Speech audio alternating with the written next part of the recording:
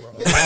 He's just saying that discipleship, bro. But yeah, like letting people see the ins and outs of your life, the struggles, the flaws that you have. I think that's what discipleship is, because obviously Jesus didn't have flaws, but he invited his disciples at his lowest moment in Garden of Gethsemane. The 3 men were there. Watch and pray with me, if that makes sense. So they got to see him. They got to see him in his tough times. He didn't just see them. They weren't just there when, because for example, he took Peter, James, and John. Peter, James, and John. Yeah, Peter, James, and John.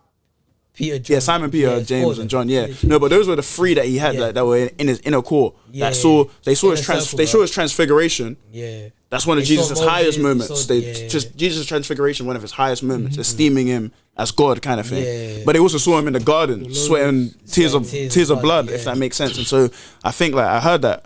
I think the guy's name was Kyle. He gave a seminar all about discipleship, bro. He dropped 90, bro. Yeah. I still have his worksheet, bro. Crazy. Can I also say this as well, with the Jesus thing as well. There was an example that I saw recently. I think it's from the movie. It might be from the Bible, but it's definitely having the Bible. But it was when James and John said to Jesus to not forget them, and that they wanted to sit next to him on his right and on his left. Yeah. And then Jesus looked at them like they were dubious, and he just told them, you don't even know what you're asking for. Like, you know what I'm trying to say? And it's like that essence of discipleship, like how you were saying, like how Jesus showed them his highs, his lows, but it was very transparent. Like, he could have easily said, I'll show you how to get, but he told them, bro, you don't know what you're asking for, like, to ask for something like that, you don't know what that is, you don't get it. So it's one of the GVs was telling me, like, she wants to become a pastor. Yeah. And I said, like, I said it's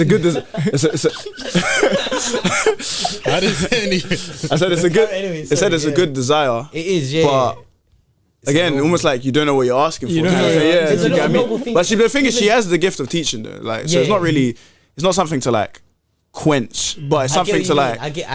You gotta keep them not humble, but like. Yeah, you gotta keep them just. I think that's one of the best. I think that's one of the best gifts of like a mentor or disciple. Is somebody who can kind of help you to make your eyes a bit smaller. Yeah, I don't explain. Like, I feel like as young people, as growing people, however young or old you are, your eyes always like get very big when you see things. See the flashing lights. Do you get me? I think the bright lights. High on life, you get the honeymoon period is on. You're a Christian.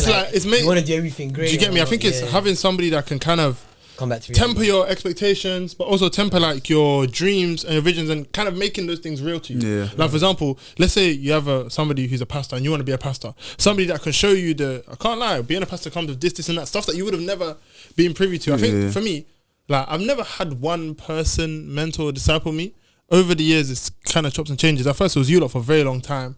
Then, like, for a small period at uni, Pastor Joe was very, very helpful, I think, when I was leaving uni. And then, like, I've had, like, people at church have been very good with me and helping me learn of his Bible stuff, or whether it's stuff about, I think, like, especially since I started preaching, like, one of my pastors, bro, we had like a 2-hour phone call. He dissected my sermon. When I say minute by minute, bro, ripped it apart. Seconds. Red pen.